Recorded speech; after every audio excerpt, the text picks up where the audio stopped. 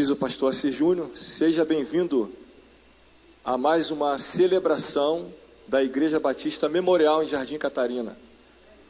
Você que nos assiste pela web e você que está aqui presente, que hoje seja um dia especial na sua vida. A palavra de Deus diz assim: graça e paz da parte de Deus o Pai e da do Filho Jesus Cristo. Quando a gente fala graça, é aquilo que nós não merecíamos, mas Deus nos deu. Quando Paulo fala paz, é aquilo que nós não tínhamos, mas Deus nos deu. Então, todas as vezes que alguém sobe aqui e fala graça e paz, está falando que Paulo diz assim: olha, a graça é o que você não merecia, o que eu não merecia, mas Deus nos deu. A paz é o que nós não tínhamos, mas Deus nos deu. Amém? Irmãos, vamos à palavra do Senhor. Estou muito feliz, irmão, de estar aqui falando aos irmãos, chegando para esta igreja e já sendo abençoado pelos irmãos. Mas eu gostaria, irmãos, de usar bem o tempo da palavra de Deus. E o tema já foi dito, já foi colocado aí na rede social, nas redes sociais da igreja. E a gente vai falar hoje pela manhã, o Espírito Santo de Deus vai falar. A gente não fala coisa alguma, quem fala é o Espírito Santo de Deus. Ele vai falar com a gente sobre viva uma experiência real com Jesus. E o texto está lá na primeira carta do apóstolo João, no capítulo 1, no versículo de 1 a 4. Se você é como eu, que gosta ainda da Bíblia, você abre a sua Bíblia.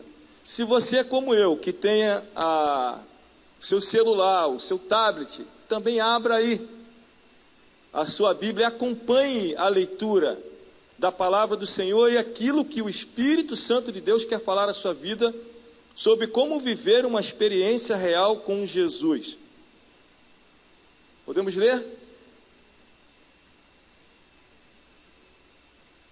Muito bem. O que era desde o princípio, o que ouvimos, o que vimos com os nossos olhos, o que contemplamos e as nossas mãos apalparam. Isto proclamamos a respeito da palavra da vida. A vida se manifestou e nós a vimos, e dela testemunhamos e proclamamos a vocês a vida eterna que estava com o Pai e nos foi manifestada. Proclamamos o que vimos e ouvimos, para que vocês também tenham comunhão conosco. Nossa comunhão é com o Pai e com seu Filho Jesus Cristo. Escrevemos estas coisas para que a nossa alegria seja completa. Pai, todas as vezes que minha filha chega em casa, a Maria Eduarda, que eu estou em casa, e eu estou deitado, eu estou fazendo alguma coisa, ela chega para mim e fala assim: pai, eu paro, olho para ela e falo assim: qual o problema? Eu sei que ela quer me perguntar alguma coisa, eu sei que ela quer tirar algum tipo de dúvida. Ela falou assim: pai, Deus está me falando e eu tenho sentido que eu preciso ter uma maior experiência com Deus. Olhei para ela, senta aqui do lado da cama, com poucas palavras, eu disse para ela o seguinte, o resumo do que eu conversei com ela. Falei assim: amor, o que você está pedindo é um caminho só de ida. Ter uma experiência real com Jesus, querer ter uma experiência real com Deus, é um caminho só de ida. Um caminho só de ida. Quando você entra no relacionamento real com Deus, quando você entra no relacionamento com a palavra de Deus, quando você entra no relacionamento com o Espírito Santo de Deus, irmãos, é um caminho só de ida, não tem como mais voltar. Você só vai até chegar à eternidade. Você vai chegar tão perto de Deus, mas tão perto de Deus, que Deus vai fazer como fez com o servo dele. Enoque andou tão perto de Deus, quis ter uma experiência tão perto de Deus, que deixou de olhar para o mundo, e Deus para si o tomou. Então cuidado, se você quer ter uma experiência real com Jesus, uma experiência real com Deus, isso é um caminho só de ida, é sério. Segundo, há muito tempo tinha aqueles congressos de jovens e adolescentes na Igreja Batista de São Gonçalo. A gente era fã daqueles congressos, a gente sempre ia àqueles congressos. Mas quando o pastor Mauro, saudoso Mauro Israel pregava, era uma... Todos eles, mas quando o pastor Mauro Israel pregava, era uma bênção total. Eu peguei um ônibus com um dos meus amigos, ele me fez soltar no Alcântara. Naquela época a gente podia parar e conversar na rua, ali no Alcântara. Mais ou menos, era bem tarde já da noite, ele ficou 1h30 comigo, quase 2 horas, tentando me convencer e falando comigo assim: André, o que é que eu vou perder? Tentando me convencer o que ele ia perder por ter uma maior comunhão com Deus. Eu vou perder isso, eu vou perder de fazer as coisas que eu quero, eu vou perder de ter um namoro mais avançado, eu vou perder de ficar lendo a Bíblia, eu vou perder de não ter que fumar ou beber, eu vou perder de ter uma vida mais santa com Deus. Eu não quero ter uma maior intimidade com Deus, porque eu vou perder muita coisa da carne, disse ele para mim. E eu fiquei ouvindo ele quase 2 horas, falando o que eu vou perder, o que eu vou perder, o que eu vou perder. Eu disse para ele o seguinte: não é o que você vai perder, é o que e quem você vai ganhar. É quem você vai ganhar. É Jesus, uma maior experiência com Ele. Uma maior experiência com Ele. Então, uma experiência real com Jesus é um caminho só de ida. E uma experiência real com Jesus não é o que você vai perder, é o que e quem você vai ganhar. Jesus. Paulo diz: eu tenho, irmãos, por excelência de todas as coisas, ganhar quem? Cristo. Porque para mim o viver é Cristo. Eu quero conhecer mais de Cristo. Eu quero ter uma maior experiência com Cristo. É o que você vai ganhar, meu irmão. Terceiro, beduíno. Sabe o que é isso? Sabe o que é beduíno? Meu guitarrista. Ou quem é o beduíno? Mas o beduíno, ele é alguém que descende do povo lá da Arábia. Ele vive no deserto. O que isso tem a ver com experiência com Jesus? O beduíno, irmãos, ele vive do transporte do camelo. Se você quer saber quem de camelo, você não pergunta a um zoólogo, você não pergunte a um biólogo, você não pergunte a um especialista de protetor dos animais, você não vá no Google, pergunte a um beduíno, pergunte a um beduíno, porque o beduíno depende do camelo, ele vive do leite da fêmea, ele vive da carne do camelo, ele vive da pele do camelo, e principalmente ele vive do transporte do camelo. Ele conhece o camelo, ele sabe tudo sobre camelo. O que isso tem a ver? Como é que você vai aplicar isso aí? Se você quiser conhecer do Evangelho, se você quiser conhecer Jesus, se você quiser ter uma maior experiência com Jesus, irmãos, Não vá ao apóstolo Joel, ele sabe tudo de experiência com Jesus. Não vá ao pastor Carlito Paz, a gente ama esses caras, eles são tremendos, eles têm uma experiência real com Jesus. Não vá a Ed René, não vá ao pastor Marcelo, não vá o livro que você lê, os seus livros, vá direto à fonte. Vá a quem? Ao Evangelho do Senhor Jesus Cristo, à Bíblia Sagrada. O grande problema da nossa falta de experiência com Deus, irmãos, que a gente quer ter a experiência do Jesus do outro, não do nosso Jesus. Mas espera aí, existe um Jesus do outro, nosso Jesus? Existe. Porque a gente está vivendo um evangelho, irmãos, de experiência de outro, não de experiência com Jesus. A nossa própria experiência com Jesus. Há uma aluna aqui do 7º ano, estuda lá no Batista. Todo dia eu chego para ela, até ficar enjoada. Eu falo assim: sua mãe é uma bênção, menina. Toda vez que eu sou ministrada lá na escola bíblica dominical para sua mãe, eu dou glória a Deus. Como é que aquela mulher é abençoada? Mas é a experiência dela com Jesus.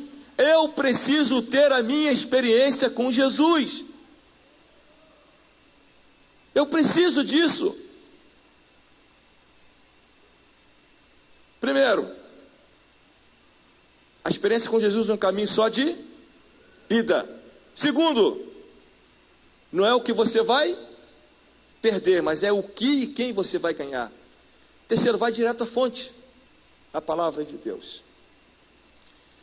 Irmãos, a pessoa de Cristo é o centro das escrituras do apóstolo João.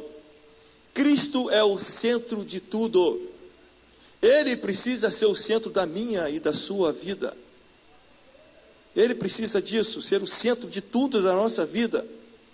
A maior característica da vida de João é sua íntima comunhão com Jesus. Irmãos, a gente precisa saber quem era o apóstolo João antes de Jesus, quem era o apóstolo João durante a caminhada com Jesus, e quem era o apóstolo João depois da caminhada com Jesus, depois que Jesus morreu e ressuscitou. Você imagina alguém, irmãos, que era rústico como o apóstolo Pedro, dois irmãos, o João e o Tiago, que eram chamados filhos do trovão, e se fosse nossos dias hoje, dois playboys, praianos, moreno, cabelo grande, barba, uma camisa toda psicodélica, cheia de pulseira no corpo, tatuado. E Jesus chama esses dois jovens e fala assim: olha, vem para mim que eu vou fazer vocês pescadores de homens. Só que quando eles foram até Jesus, eles ainda não estavam lapidados. Eles ainda eram o velho João e o velho Tiago.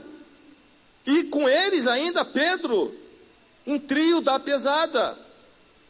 Irmão, João, ele amou tanto Jesus, ele fixou os olhos tanto em Jesus, ele amou tanto estar com Jesus, que João passou de apóstolo, de filho do trovão, a apóstolo do amor. Não há como andar com Jesus e ter a mesma vida, não há como andar com Jesus e ficar na mesma situação. Não há como ter uma experiência real com Jesus e ficar do mesmo modo. Não há, irmãos. Por isso João é transformado. E o texto fala de Jesus que ele era um dos discípulos amados de Jesus. Ele tinha comunhão com ele. E diz em João capítulo 13, versículo 23, um deles, o discípulo a quem Jesus amava, estava inclinado ao lado dele. No versículo 19, capítulo 19, versículo 16, diz assim: quando Jesus viu sua mãe e perto dela o discípulo a quem ele amava. João era o discípulo amado de Jesus. Irmão, João era aquele discípulo que se recostou no peito de Jesus, inclinando-se ele, João, sobre o peito de Jesus, disse-lhe: Senhor, quem é? Preste atenção numa coisa aqui, irmãos. Alguém que se reclina ao peito de alguém muito grande, era alguém muito chegado. João tinha intimidade com Jesus. Ele recostou seu peito de Jesus. E ele inclinou-se sobre ele, no peito dele, de Jesus. Tinha intimidade com ele. João foi aquele que Jesus entregou sua mãe aos seus cuidados. Ora, João capítulo 19, versículo 26 e 27. Ora, vendo ali a sua mãe, e que o discípulo a que ele amava estava presente, disse à sua mãe: mulher, eis aí teu filho. Depois disse ao filho: eis aí a tua mãe. E desde aquela hora o discípulo a recebeu em sua casa. Isso é João. Irmãos, para João, o evangelho não era religiosidade. O evangelho é vida, e vida íntima com Jesus. Para João, a maior necessidade do cristão é um relacionamento íntimo e vital com Jesus. Para João, há uma expressão, irmãos, no evangelho de João, que diz: eu e o Pai somos um. João 10:30 fala: eu e o Pai somos um. E este é o chamado de Jesus para a sua igreja: ser um com o Pai, ser um com Deus, está arraigado com Cristo, e Cristo em Deus, está escondido em Cristo, porque Cristo está escondido em Deus, na linguagem de Paulo. Quando Jesus fala assim: eu e o Pai somos um, Ele quer mostrar à sua igreja, aos seus discípulos, quem Ele é e o que Ele quer de nós. Ele quer que nós sejamos um com o Pai. O grande problema, irmãos, é que a gente vive o evangelho ao contrário do que se está pregando. Jesus fala assim, João 15, versículo 5: porque sem mim nada podeis fazer. O grande problema hoje é que a gente pensa que nós vivemos o evangelho que sem mim, a gente fala assim: sem mim, sem a minha presença na igreja, vocês não podem fazer nada. Que isso, que evangelho é esse? Se eu deixar de tocar o teclado, olha, se eu deixar de tocar a bateria, se eu deixar de ministrar o louvor, se eu deixar de ir à igreja, irmãos, você pode deixar tudo, você só não pode deixar Jesus. A igreja, não há uma individualidade na igreja. Eu e o Pai somos um para a igreja. Há o chamado de Jesus para nós estarmos entranhados nele, Jesus, entranhados nele. Um fator importante no pensamento de João, irmãos, outro fator importante, é quando Jesus fala assim: eu sou. Quando Jesus diz eu sou, lá no evangelho de João, os judeus conheciam a história dos hebreus, lá no Egito. Quem disse eu sou, foi Deus para Moisés. O nome de Deus é tão santo, tão santo, tão santo, que era proibido, quase que impossível, pronunciar o nome de Deus. Yahvé, o Senhor. Irmãos, quando eles se espantaram, porque eles ouviram, quando Jesus começou a falar: eu sou o caminho, eu sou a verdade, eu sou a vida. E peraí, como que um homem está dizendo que ele é quem ele é? Porque quem é Deus. O eu sou, o Yahvé, é Deus. Então Jesus fala assim: olha, eu sou o caminho, eu sou a verdade, eu sou a vida, eu sou a porta, eu sou a luz do mundo, eu sou o pão da vida, eu sou o bom pastor, eu sou a ressurreição e a vida. Então João mostra isso dentro do evangelho dele, e dentro dessa íntima comunhão com Cristo Jesus. Há uma outra palavra, irmãos, dentro dos escritos de João, que se a gente começar a estudar os escritos de João, vai aparecer lá uma palavra assim: parece ser. Entenda que o que eu vou dizer agora, esse parece ser era um termo usado pelos falsos profetas, que não só João enfrentou, mas Paulo enfrentou nas suas cartas, nos seus escritos, Pedro enfrentou nos seus escritos, O escritor dos Hebreus, aos Hebreus, enfrentou esses falsos mestres. Tiago enfrentou. Judas, a carta de Judas, ele enfrentou isso. E o Apocalipse também enfrentou isso nos escritos de João. Parece ser, o que é isso? Era uma expressão, irmãos, que esses falsos mestres, eles falavam. Era uma doutrina que ensinava que Jesus parecia ser um Cristo, parecia ser um Deus, tinha uma aparência de Cristo, tinha uma aparência de Deus. E João ataca esse ensino com suas cartas e com seu próprio testemunho ocular. Ele fala: eu toquei, eu vi, eu contemplei, eu apalpei e eu proclamei. Irmãos, há muitas pessoas que vivem o evangelho de parece ser evangelho. Vive o evangelho de parece ser o Cristo, de parece ser o que um cristão. Lá em Antioquia, pela primeira vez, os discípulos foram chamados de quê? De cristãos. Ninguém falou assim, eles parecem com Cristo, não, eles são iguais a Cristo. São iguais a Cristo. E fico pensando hoje, irmão, o que caracteriza um cristão? O que me faz parecer com um crente? O que me faz parecer com Cristo? Gostaria, irmãos, de ir às lições, e rapidamente para as lições do texto. O que eu aprendo? Como ter uma experiência com Jesus. Como viver uma experiência com Jesus? Primeira lição. O que era desde o princípio? Jesus. Quem é desde o princípio? Jesus. É interessante, irmãos, que lá em Gênesis capítulo 1, versículo 1, diz o seguinte: no princípio criou Deus os céus e a terra. Jesus está ali naquele princípio como agente criador de Deus, junto com Deus.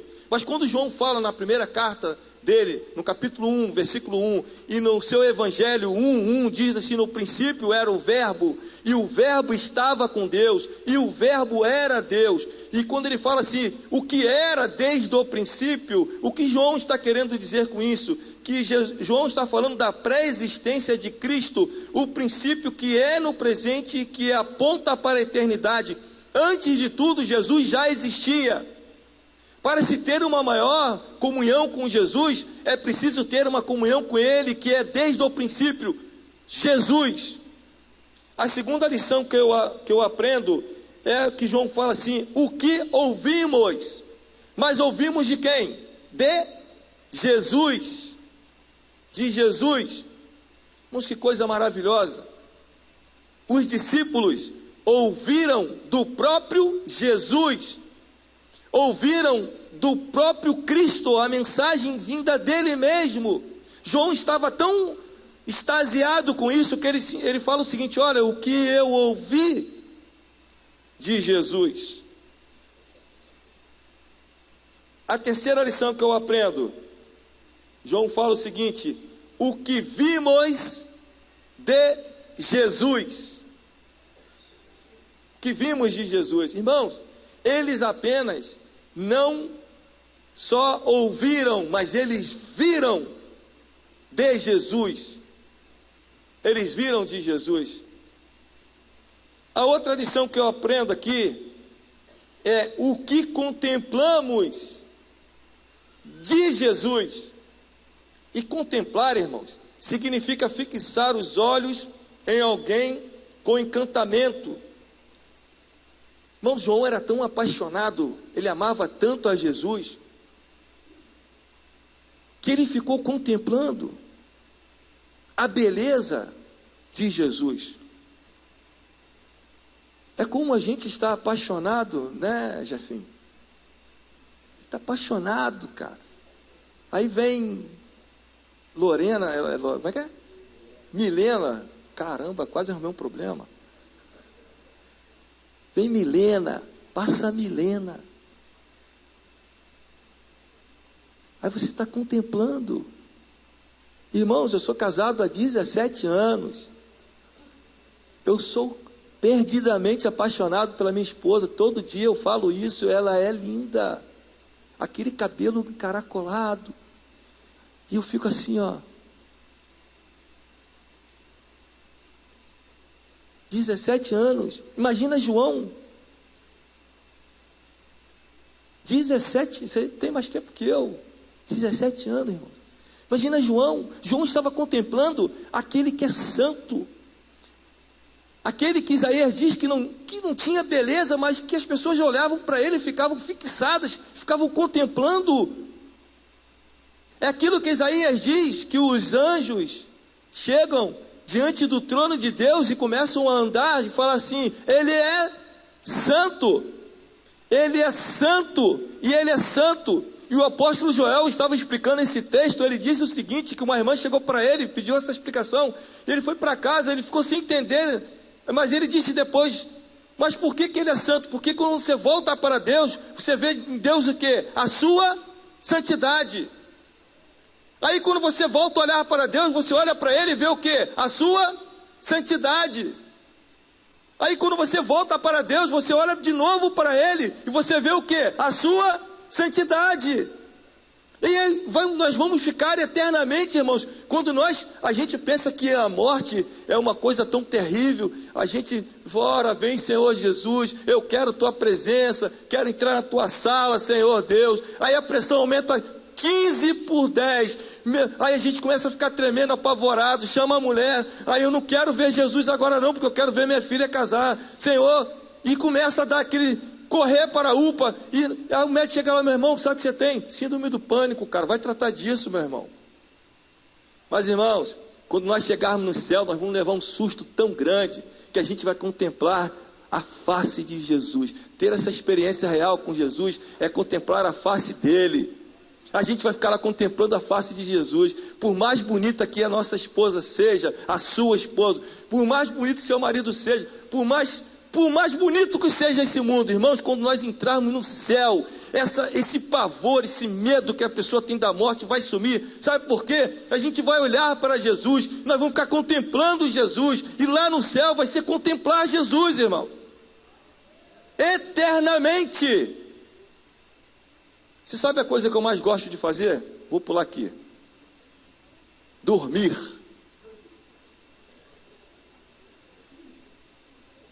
Mas eu amo dormir, irmãos. Nasci com sono e com fome. Eu estou olhando aqui para o relógio para poder pregar pouco, para poder daqui a pouquinho ir para casa almoçar ali. Não sei como é que vai ser a situação. Gosto de dormir, irmão. Dormir. Eu amo dormir. Sou apaixonado por dormir. O que você faz quando você está de folga, André? Durmo. Quando você faz quando você vai descansar? Eu durmo. O que você faz quando você está na casa de outra pessoa, quando você vai para o almoço? Eu vou dormir. Vou dormir, irmãos. E tem gente que fica tão incomodada comigo, com o meu sono, não é por causa do Rivotril, não, é porque eu gosto de dormir. Aí uma vez uma pessoa me perguntou: mas por que você gosta de dormir? Eu falei: sabe por que eu gosto de dormir? Porque quando eu morrer, eu vou para o céu, e no céu não tem descanso. Eu vou ficar olhando e contemplando Cristo, e lá não vai ser lugar de dormir. Eu vou perder meu sono, e eu estou aproveitando o máximo que eu posso aqui na terra. Pô, desculpa, né? Não? Inventa outra? Não. Lá você não vai dormir, você vai dançar eternamente. Vai dançar eternamente. É o que contemplamos. Agora, irmãos, que coisa? É o que nós apalpamos. Ele fala assim: o que apalpamos? Quem ele apalpou? Jesus.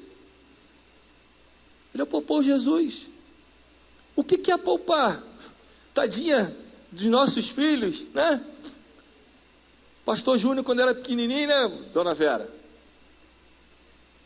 As crianças, a gente quer pegar, a gente quer apalpar. Ele sentiu quem era Jesus, apalpou Jesus. Em sexto lugar, e último lugar, irmãos, preste atenção. O que era desde o princípio? Jesus. O que ouvimos de Jesus, o que vimos de Jesus, o que contemplamos de Jesus, o que apalpamos de Jesus. Irmãos, se nós temos uma experiência real com Deus, não há como nós não proclamarmos de Jesus. Não há. Meu irmão, se você for andar comigo, você vai ouvir uma coisa só: o Evangelho. Cara, mas futebol? Evangelho. Sou botafoguense, vou falar o quê?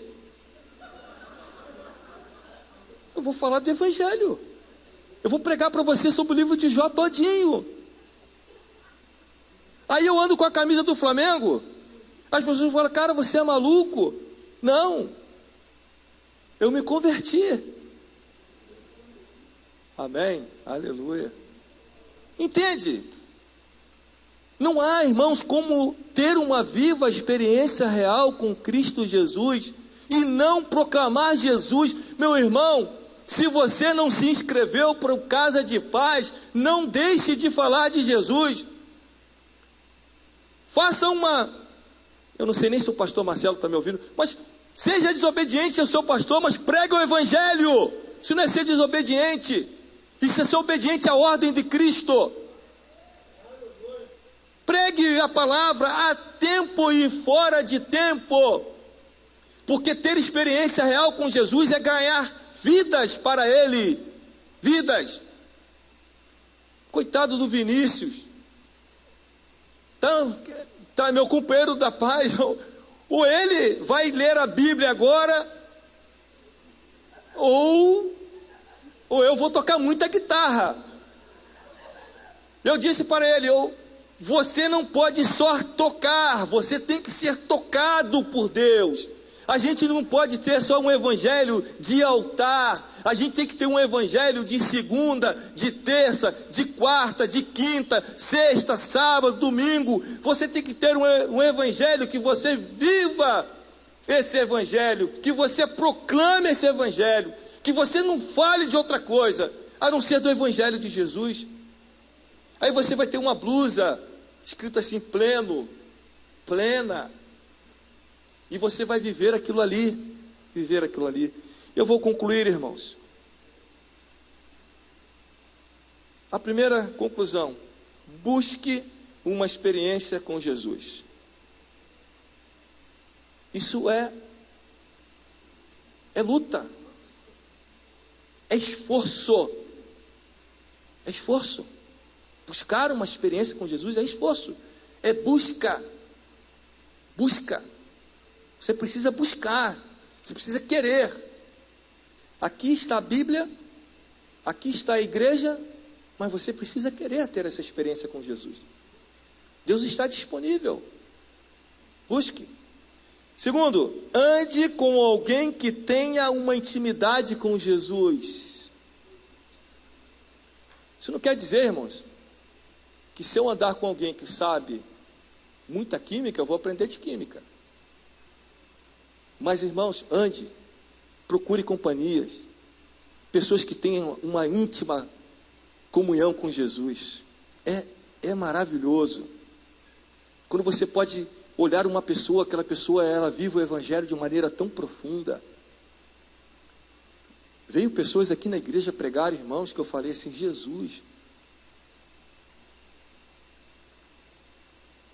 Deixa eu contar aqui um pouquinho do aniversário da igreja. Me falaram tanto do apóstolo Joel. Eu não conhecia, irmão, sinceridade, não conhecia. Eu passei o dia assim: Senhor, tira o espírito de humanidade, Senhor, tira o espírito de humanidade, Senhor, tira o espírito de humanidade, Senhor. Irmãos, eu cheguei aqui no culto, entra aquele homem, daquele tamanho, com aquela barba assim, branca, com aquela camisa, com aquela calça, um sapato vermelho. Eu falei assim: caramba, me apaixonei pela roupa do cara. E quando ele abriu a boca, eu esqueci quem era ele, e eu comecei a ver o Deus dele, o Deus que ele proclamava. Irmãos, quem anda com Deus não proclama a si mesmo. Quem anda com Deus fala de Cristo, fala da sua experiência que tem com Jesus. Irmãos, mergulhe, uma outra conclusão, mergulhe numa dimensão mais profunda, diferenciada e superior. Olha esse texto, que texto maravilhoso, lá em Ezequiel capítulo 47, 3 e 5, coloca aí por favor, o texto, olha só. O homem deslocou-se para o lado oriental, com uma corda de medir na mão, e enquanto se movia, totalizou 1000 côvados longos, isto é, 500 metros, e me fez passar das águas que batiam à altura dos meus tornozelos. De novo mediu 500 metros, e conduziu-me pela água que chegava ao joelho. Mediu então mais 500 metros, e me levou pela água que batia na cintura.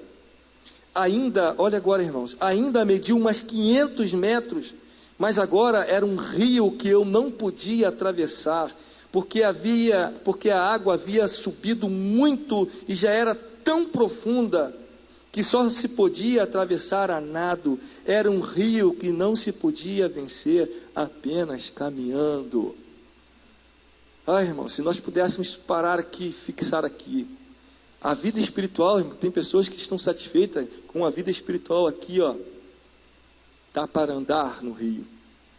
Há pessoas que estão com a vida espiritual pelo joelho. André, o joelho é maravilhoso, nós temos que orar de joelhos, mas no joelho você ainda pode andar nas águas. Há pessoas que estão satisfeitas até aqui, irmãos, olha, a água está por aqui você pode andar. Aí você vai entrando nas águas, a água dá até por aqui, ó. Até por aqui você ainda consegue andar fazendo assim, ó, nadando assim. Mas, irmãos, o texto aqui diz, quando você quer ter uma experiência real com Jesus, você precisa mergulhar numa dimensão mais profunda, mais diferenciada e superior. Não é água que tem que se andar, não. É água que você vai mergulhar. É água que você tem que nadar, porque não pode entrar nessa água andando. Você não vai vencer andando. Você vai vencer se você mergulhar. Há cristãos, irmãos, que estão lá na vida espiritual pelo joelho. Irmãos, eu quero mergulhar nessa água. Eu quero entrar nessa água profunda. Eu quero mergulhar nessa dimensão mais superior. Eu quero parar de ter uma vida superficial de crente, de conhecer a Bíblia de uma capa daqui, de outra capa dali. Eu quero conhecer realmente a palavra de Deus, ter uma vida de profundidade com Deus. Profundidade com Deus. Meu irmão, você tem que desejar isso, meu irmão. Você tem que desejar isso. Em último lugar, irmãos, último lugar, eu concluo. E a banda pode subir, por favor.